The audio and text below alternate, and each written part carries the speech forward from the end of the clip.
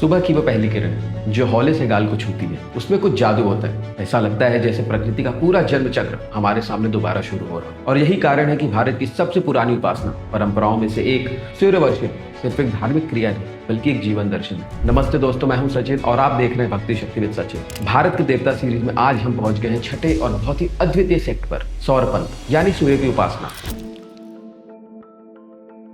हिंदू धर्म में एक अजीब सी बात है, हमारे मैक्सिमम देवता मानसिक रूप से तत्व के रूप से एग्जिस्ट करते हैं। शिव को हम अंतिम शून्यता का देवता कहते हैं, विष्णु को कॉस्मिक प्रिजर्वेशन का, पर सूर्य एक महान देवता है जिनको हम रोज अपनी आंखों से देखते हैं। शायद इसीलिए भारत में सूर्य की पूजा हमेशा एक विजिबल भक्ति रही। इसमें ना कोई अंधविश्वास, ना कोई छुपा हुआ सिंबोलिज्म, सिर्फ प्रकाश और जीवन।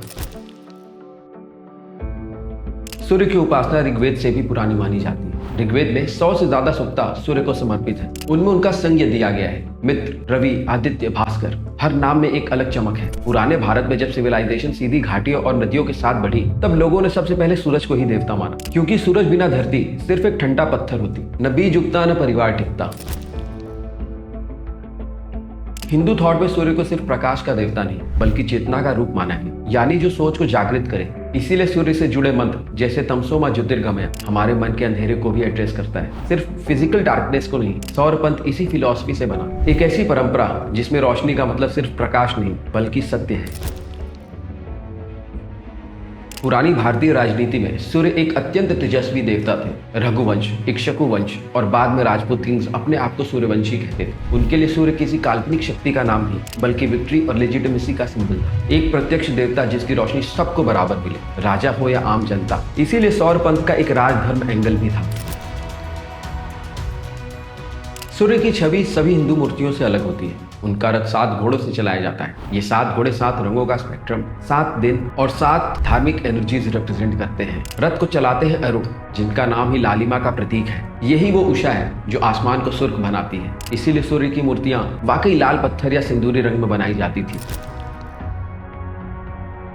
आयुर्वेद और योगिक थॉट में सूर्य को एक आरोग्य देवता माना गया है। उनसे शरीर की बला, दृष्टि और मनोबल का सीधा संबंध माना गया। इसीलिए सूर्य नमस्कार सिर्फ योगा नहीं, एक वैदिक एनर्जी रिचुअल था, शरीर की प्राण शक्ति को सूर्य के रिदम के साथ सिंक करना। छठ पूजा भी इसी हेल्थ और तप शुद्धि ट्रेडिशन से जुड़ी है।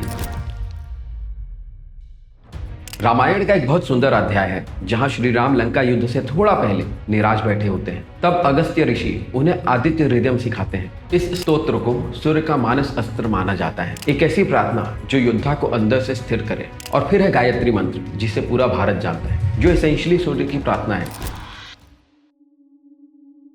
सूर्य वर्शिप की खास बात यह है कि ये भारत में कभी रीजनल नहीं रही। कश्मीर का गौरवशाली मार्तंड, गुजरात का मोधेरा, उड़ीसा का कोणार्क, बिहार के देव और साउथ का सूर्यनर कोयल, सब एक ही सूर्य परंपरा के अंश हैं। इन सब मंदिरों में हम बाद में डीप डाइव करेंगे, क्योंकि हर एक के पीछे एक अलग इतिहास छुपा है। छठ पूजा शायद भारत का सबसे प्योर फेस्टिवल है। इसमें ना मूर्ति, ना प्रीस्ट, ना इलेबोरेट रिचुअल्स, सिर्फ प्रकृति, पानी और सूर्य। इस पूजा में डिसिप्लिन इतना मजबूत होता है कि डिवोटीज 36 घंटों का कठोर उपवास रखते हैं। ये एक रिमाइंडर है कि सौरपंथ की जड़ें शुद्ध तपस्या में थी। पुराने समय में सूर्य मंदिर भारत के हर कोने में मिलते थे, पर मिडिवल पीरियड में इस परंपरा को सबसे ज्यादा नुकसान हुआ। कश्मीर में इन्वेजन्स के दौरान मार्तंड को तोड़ दिया गया। उड़ीसा और बिहार में कई मंदिर ध्वस्त हुए। साउथ में शैविज्म और वैष्णविज्म प्रमुख हो गए। धीरे धीरे सूर्य वर्शिप एक ऑर्गेनाइज सेक्ट के रूप में कम होता गया। आज एक अजीब सा रिसर्जेंस हो रहा है। योगा ने सूर्य नमस्कार को दुनिया भर में फेमस कर दिया। भारत का आदित्य L1 सोलर मिशन सूर्य को फिर से साइंटिफिक डिस्कोर्स में ले आया। ये वही सूर्य है जिन्हें हमारे पूर्वज प्रत्यक्ष देवता मानते थे, और आज हम उन्हें एक साइंटिफिक कॉस्मिक पावर हाउस के रूप में देख रहे हैं। सौरपंथ की सबसे सुंदर बात यह थी कि इसमें डर नहीं था, इसमें अनुशासन था, इसमें प्रेरणा थी। सूर्य की पूजा आपको मजबूत करती है, लेकिन हम्बल भी बनाती है, आपको जीवन का रिदम दिखाती है, सुबह, दोपहर, शाम। तो दोस्तों, ये सिर्फ सूर्य का एक इंट्रोडक्शन था। अब हम अगले कुछ एपिसोड्स में सूर्य के सबसे महत्वपूर्ण मंदिरों की बात करेंगे। मार्तंड, मोधेरा, कोणार्क, देव, सूर्यनार कोयल, हर एक ग्रंथ है।